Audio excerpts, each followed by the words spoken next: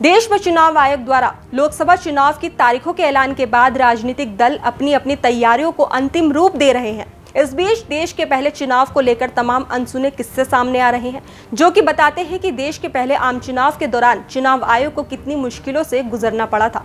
तो ऐसे में बात करें पहले के चुनाव में महिलाओं को वोट देने के अधिकार की, तो जितना आज की महिलाओं को अपने हक के बारे में पता है, शायद ही उस दौर में महिलाओं को उनके हक के बारे में पता होगा, क्योंकि उन्हें उनके हक से वंचित रखा जाता था।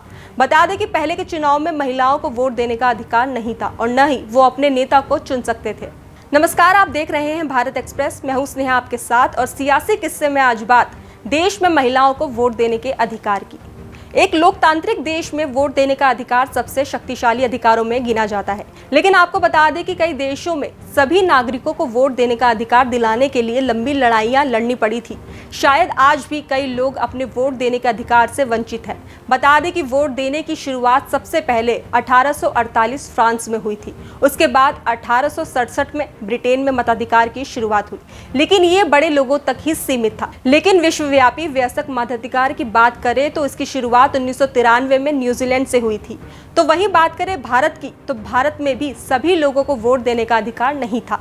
भारत में वोट के अधिकार को लेने के लिए कई लड़ाइयां लड़नी पड़ी थी। भारत में मताधिकार आंदोलन की शुरुआत 1917 में वुमेन्स इंडिया एसोसिएशन के गठन के साथ हुई थी। महिलाओं के मताधिकार के लिए जारी अभियान की मांग को मोटेंग ट्रांसपोर्ट कमीशन और साउथ बोरो फ्रेंचाइजी कमेटी के सामने भी रखा गया। हालांकि दोनों ही कमेटी ने यह फैसला किया कि भारत में महिलाएं अभी वोटिंग अधिकार पाने के लिए योग्य नहीं है। जब 1919 में गवर्नमेंट्स ऑफ इंडिया एक्ट पास हुआ तो उसमें महिलाओं को बराबर अधिकार नहीं दिए। ब्रिटिश संसदीय समिति ने माना कि यह मुद्दा घरेलू दायरे में आता है और प्रांतीय समितियां इस पर विचार करें।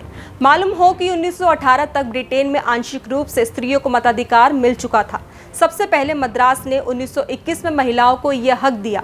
इस पर एक अंग्रेज सफ्रेजेट लेडी कॉन्स्टेंस लिटन ने बधाई लिखकर भेजी और फ्रांस और ऑस्ट्रेलियाओं के महिलाओं को संगठन से भी बधाई आई।